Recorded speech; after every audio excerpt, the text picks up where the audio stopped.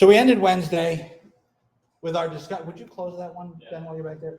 We ended our discussion Wednesday with the idea of looking at what we could tell about paths and walks in diagrams and about geodesics there. So what is a strong digraph again?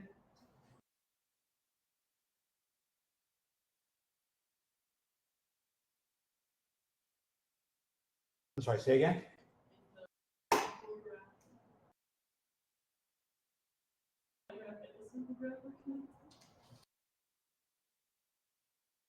Unfortunately, that's not enough to get me strong. A digraph is connected, can still be connected while not being strong. So there's a way to get there and there's a way to get back, even if it's not the same way. I think the word's really for the underlying graph. So I would like to know how I can determine whether or not a graph is strong, because if I can get there and get back, if I don't get trapped at some vertex, that's an important idea. So we have an interesting result.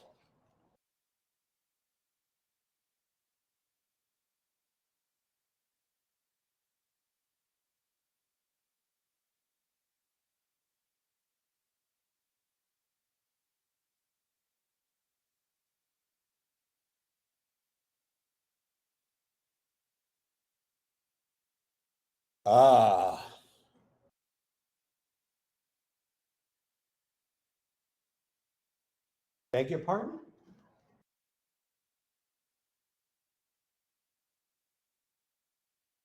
A graph is strong, a digraph is strong, if and only if it contains a closed spanning walk. Closed, I understand. Walk, I understand. Spanning?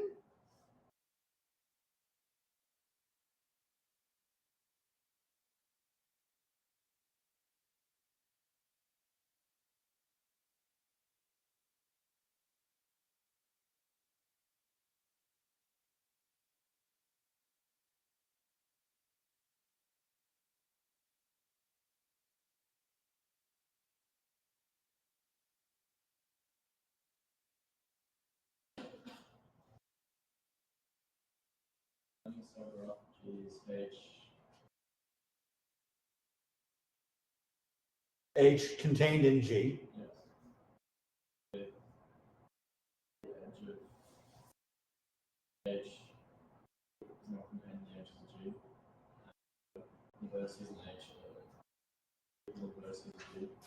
Spanning means hitting all the vertices. Okay, so if I span, I hit every vertex. That helps. A closed spanning walk. That means I can talk through the proof of this, because now all of a sudden those terms, when I put them together, that makes this make sense to me. If we have a closed spanning walk, I get all the way around every vertex, right? I don't know what the directions are. That doesn't matter. I can get one walk that's going to go all the way around and hit every vertex. Start at vertex 1. Clearly, I can get to any other vertex and get back to vertex 1, can't I? If you start somewhere else, start at that point and go back to vertex 1 and then go from vertex 1 back to... I just figured it out. You can get from anywhere to anywhere because you can get all the way around. It's not necessarily a cycle. It's not even necessarily a circuit, because I could be repeating vertices and repeating edges. That's okay. If I have a walk, I have a path. That means there's a UV path and there's a VU path. And the other way around. If there's a UV path and a VU path, then you can build that spanning walk by going from U to V and back from V to U, and then figuring out what you missed. Go from U to V to that, back to U. Because there's got to be a way there and a way back. I can build a spanning walk from knowing that it's strong, and if I have that spanning walk, I have to be able to get there and back. That's a much fuzzier version of the proof. I mean, I could write out, here's my spanning walk, and here's my two vertices, but it's just going to be, find your place on the spanning walk and go around the rest of the walk. Okay.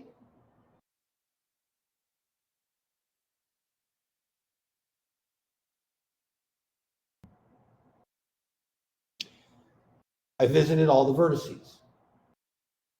I don't know if I did it in a nice cycle. That would be Hamiltonian. That would be a whole different ball of wax, because I would only be allowed to go across each edge once. I would only be allowed to visit each vertex once. This is just a walk. I can do it as many times as repeating as I need it. But what about the edges? Because I didn't say anything about the arcs in here, did I? Didn't say anything about the arcs.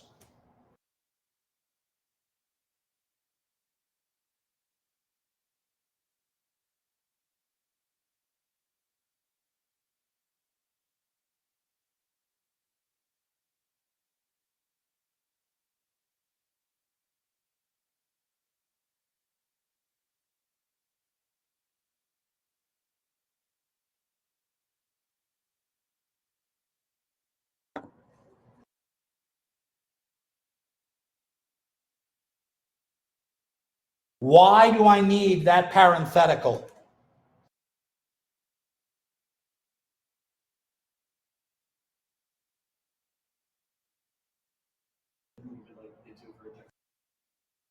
I could be trapped. I can only make an Eulerian circuit on a strong digraph or on an undirected simple graph.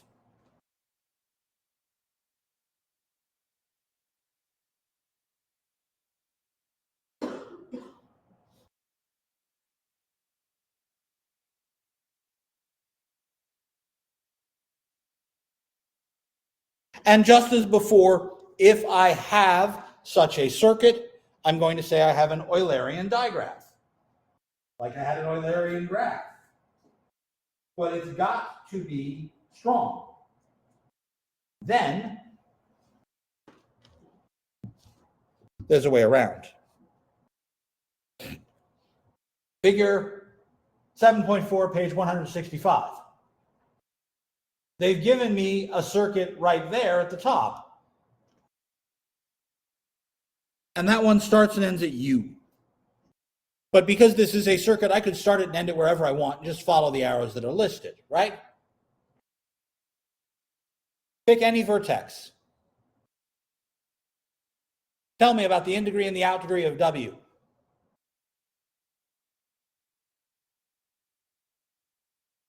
I'm sorry, I could not hear that at all.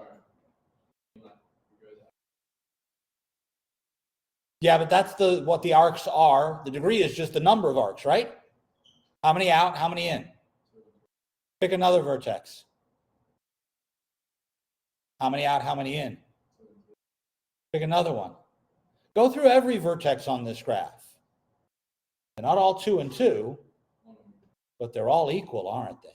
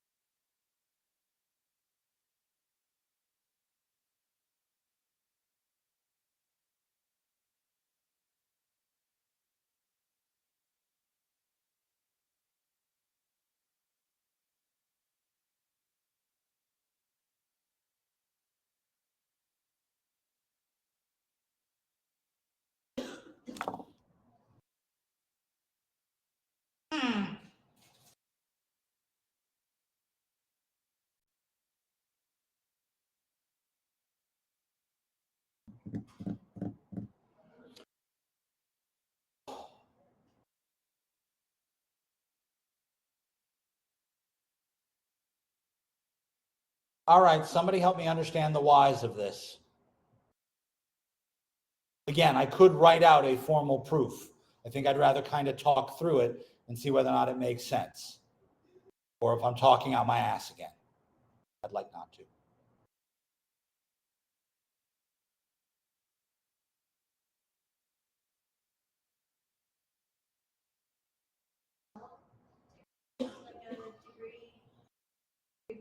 Okay.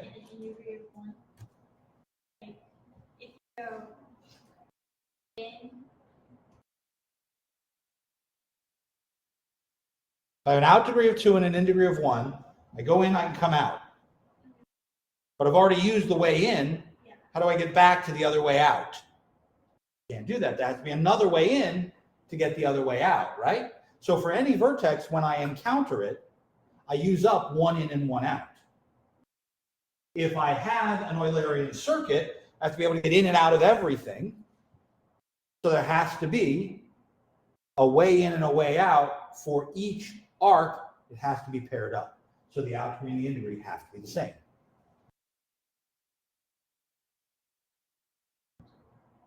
What about the other way? So that's if I have a circuit, I know this is true. If I know that the out degree and the in degree are even, equal, not even, equal, how do I know it's Eulerian?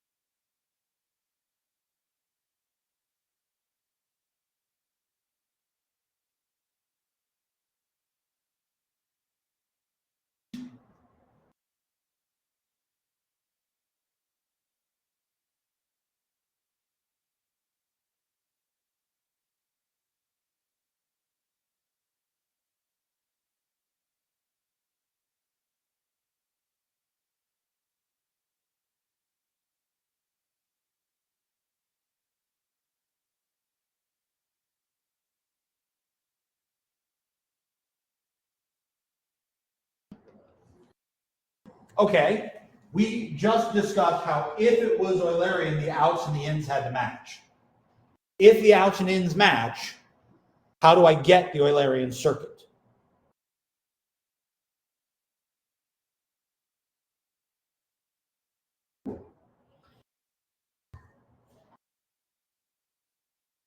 Just like start at any vertex or vertex the next one, and then if you go in one, you have to go the same one. But that's my question is, how do I know I can do that in one fell swoop? Go back to the way we did this for a non-directed graph. How did we do this for a non-directed graph?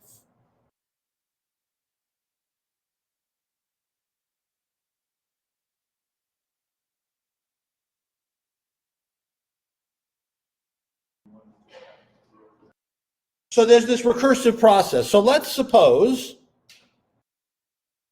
if the out degree and the in degrees are the same, when I come in, I have to be able to go out. I have to be able to get back, but I might not get everything, right?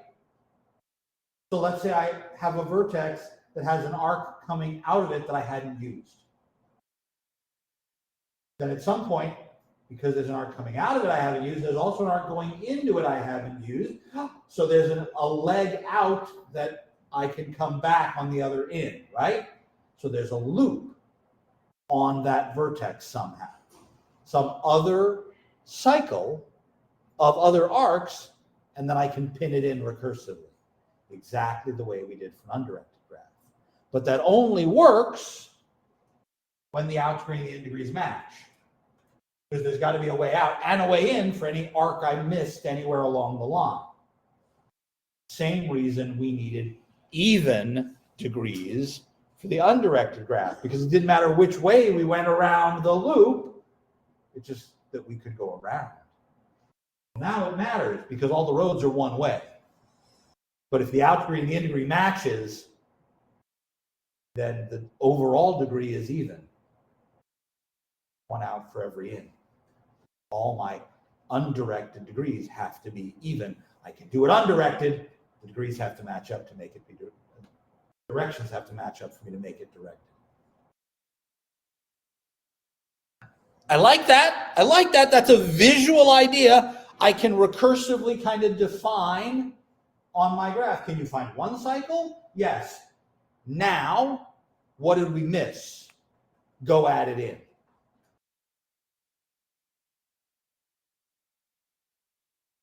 The proof is almost exactly the same, which means the construction is almost exactly the same. This is a countable, verifiable idea. I can look at the total degree and the out degree and in degree for every vertex, and I can tell you right away if it's Eulerian, just as I could with an undirected graph. Hey, is my degree on every vertex even? Yeah, I'm done.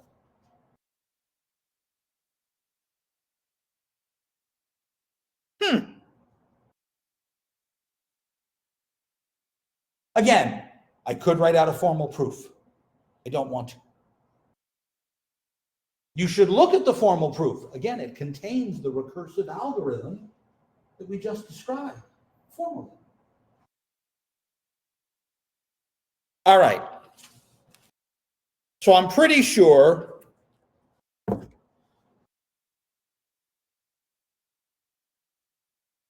that graph on the right, because of its bridge, cannot possibly become directed and stay strong. If I orient that right-hand graph, that's a problem. I can either get from the top block to the bottom block or the bottom block to the top block, but it won't be strong. What about the one on the left? Is there a method by which I can orient that graph and have it be strong?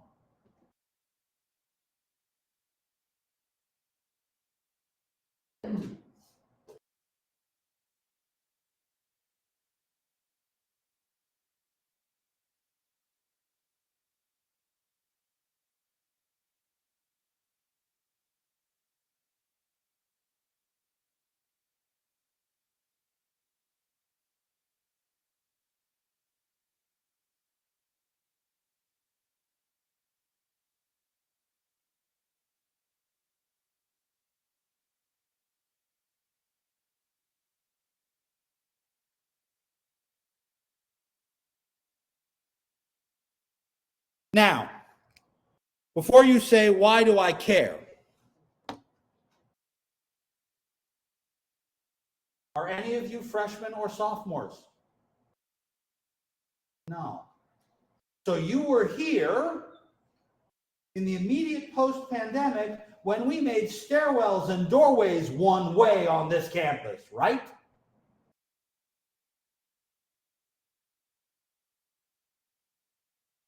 Holy crap, that's what this is.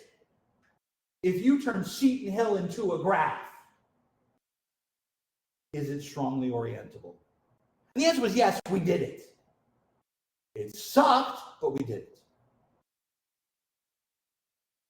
Not in the slightest. I came in after the end of the summer, and all of ResLife had put signs everywhere. And all the doors said, exit only, enter only, exit through the left door, enter the right, whatever they were. And hallways had arrows like the grocery stores on the floor. I didn't have anything to do with it. Although I kept telling them I could have. They didn't want to make the graph. They just decided, oh, we'll make this stairwell up and this stairwell down, and we'll run with it. They put ropes down the middle of the hallway in front of low dining hall, the very first fall after fall of 20. So you could only go one way on each side of the hall and thus not breathe on each other, I guess. I don't know. It wasn't truly a strong orientation because we did have a couple of two-way hallways. But other than that, every door was an in or out only. I'd love to tell you this is useless. The grocery store. 2 years ago, 3 years ago. And you'd yell at the people that were coming down the aisle the wrong way, wouldn't you? Turn around, the arrows are going the other way. Don't come towards me, I don't want to breathe with you, go away. Well, it turns out that it is exactly the bridge makes the difference.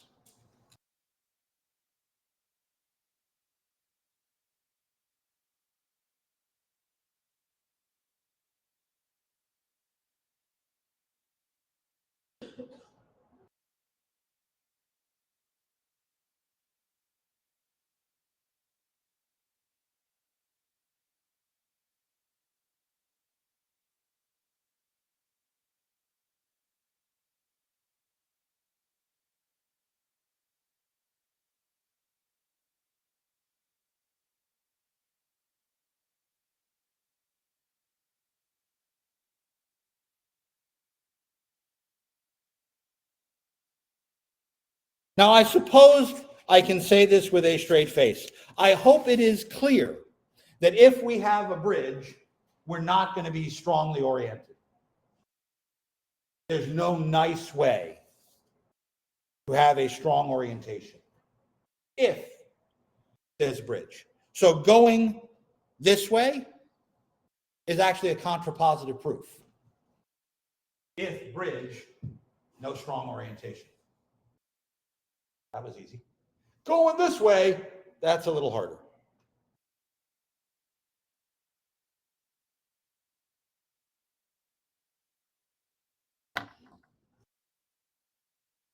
If I know I don't have any bridges, how do I show that there's a strong orientation?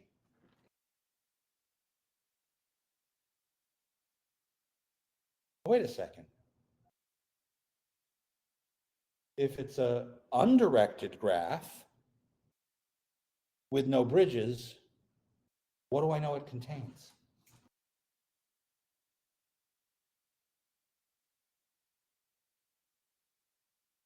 Undirected, no bridges.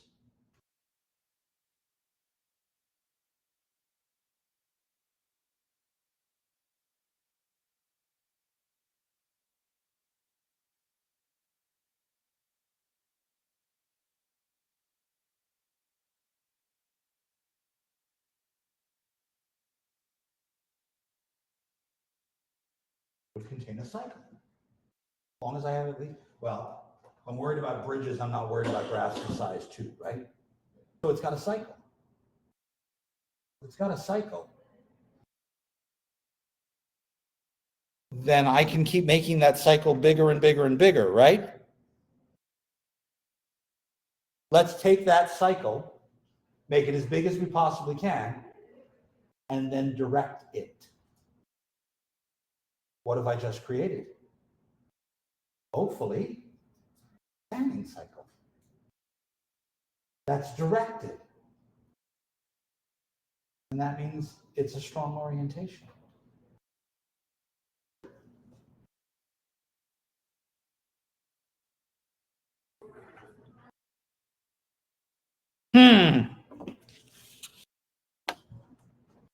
All right, wait a second.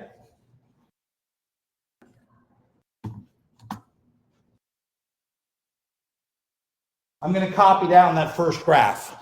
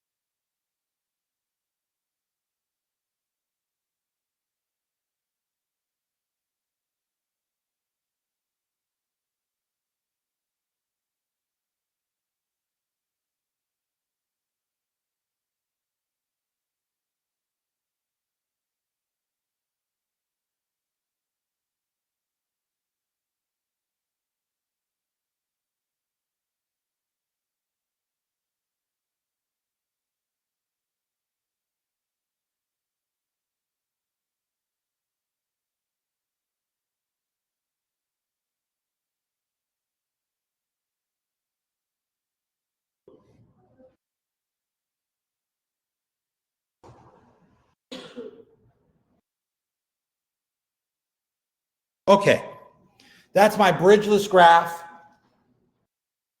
from page 161. This is the graph we call GA.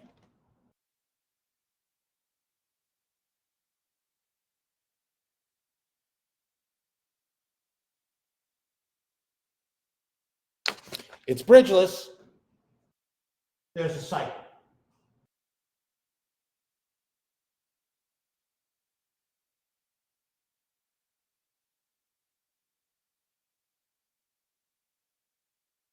Where do you want to start? Okay. Question. Is this graph Eulerian?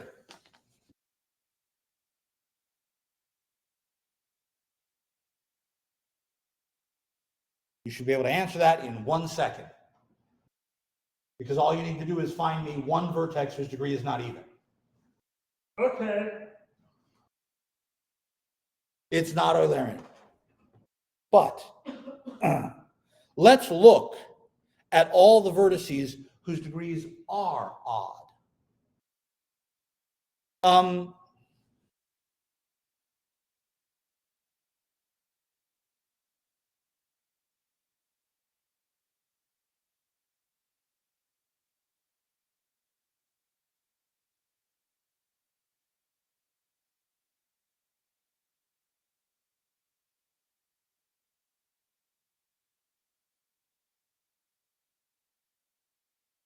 What I could do is I could start removing edges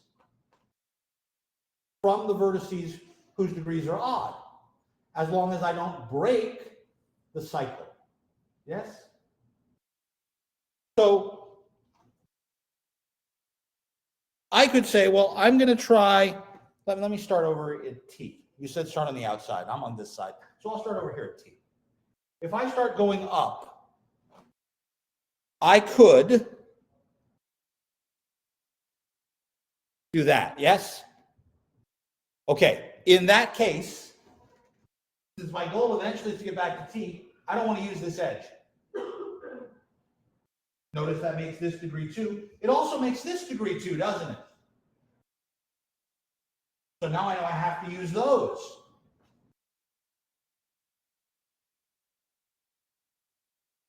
If I go around this way, I'm going to be unable to get back here, right?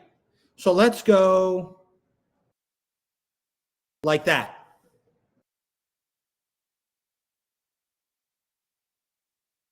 Now I've gotten around the outside, and notice these two vertices of degree 3, I skipped an edge. This vertex, I skipped an edge. I skipped an edge. I skipped an edge. I'm starting to see how to avoid certain edges.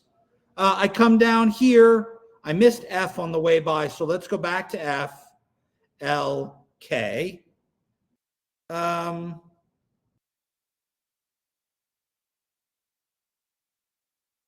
you know what? That might be wrong. Let's see. Let's not go to K. Go to K? Yeah, we'll go to K. We'll go down to R and over to S. So far, so good?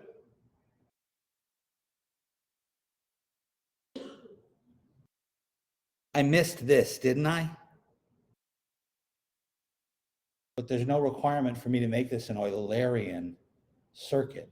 In order for it to be strong, I just have to have a directed walk. So let me back up a bit. Let me back up to L where I made that decision. I could also say, well, let's go down and around that loop. Then I revisit L and come out, don't I? And then finish right back where I started.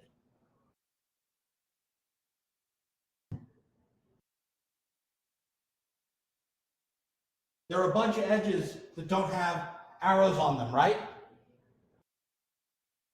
If those roads weren't there, it wouldn't matter. I could still traverse this graph in a strong direction, which means on any road I have yet to put an arrow, you can put whatever arrow you want.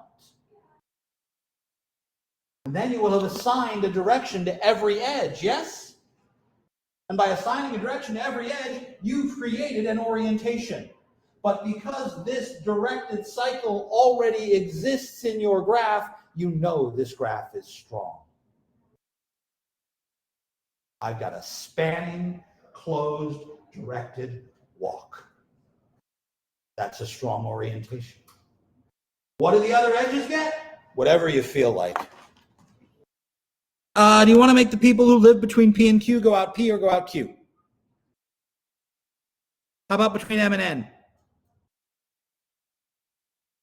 Between I and J? B and C? Literally, you can assign these edges any way you want until every edge on this graph has an orientation, and that is still strong. Those orange arrows could be flipped, and it wouldn't change the fact that this is a strongly oriented diagram. So all I have to find is that directed walk, not a cycle or a circuit.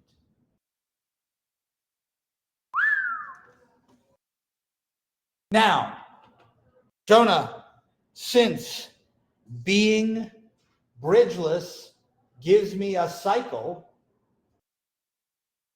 that's the same as saying my graph is too connected. Multiple connectivity, Menger's theorem comes back on me again. I need that multiple connectivity to be able to get to this.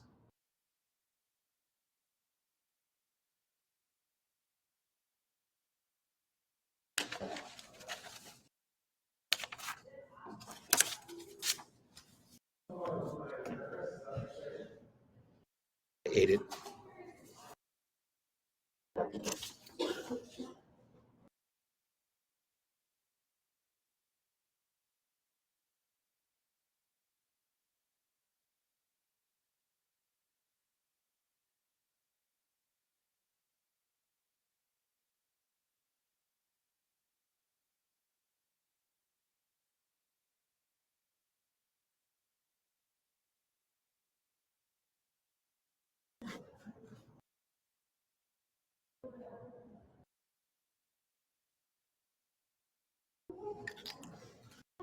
A bridge was a single edge that I could cut my graph with. By saying it's two edge connected means I have to remove two edges to disconnect it, even one vertex, but that's the same as saying it's bridgeless.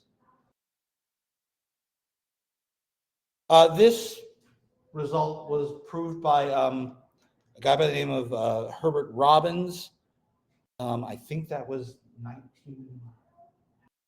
1950s. It's fairly recent.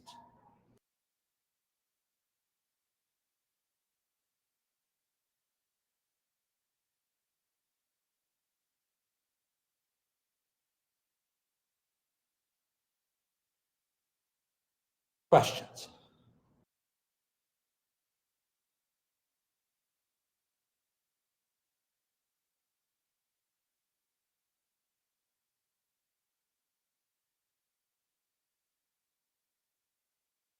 Drum roll, please. Why? That was the question you weren't going to ask? I was like, why else would I understand? Okay. Bunch you are on sports teams. How's a tournament work? I'm sorry? Brackets. How do we design brackets? Right. I have 1, 2, 3, 4, 5, 6, 7, 8. How do I design the brackets? I can do a single elimination with the 8 of you very easily, right? What if I had 9?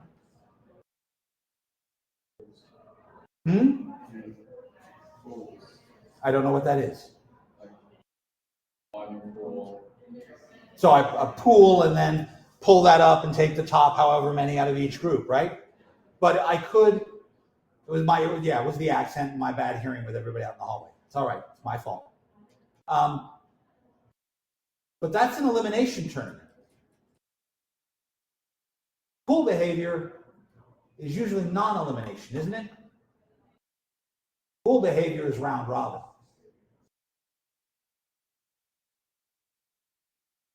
Are all round robin tournaments designed so you get winners? In pool behavior, we don't take a winner, we take the top however many, right?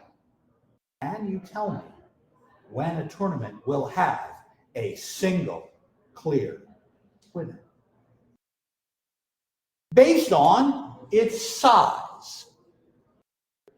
All right, wait a minute. Where the hell's the graph theory in this? There's an edge from an arc from A to B if A defeats B.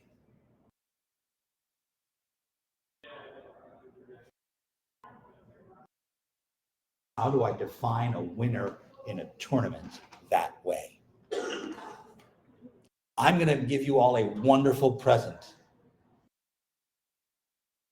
because the exam is Monday. I'm going to give you the weekend and 2 more days to think about that. I'm going to give you 14 minutes to get out of here and think about it then. Happy homecoming, everybody. I'll see you on Monday. How do I define a tournament winner, a round robin winner? In graph theory terms.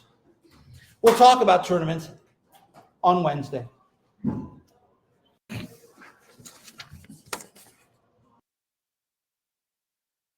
This exam chapters 4, 5, and 6. Yes.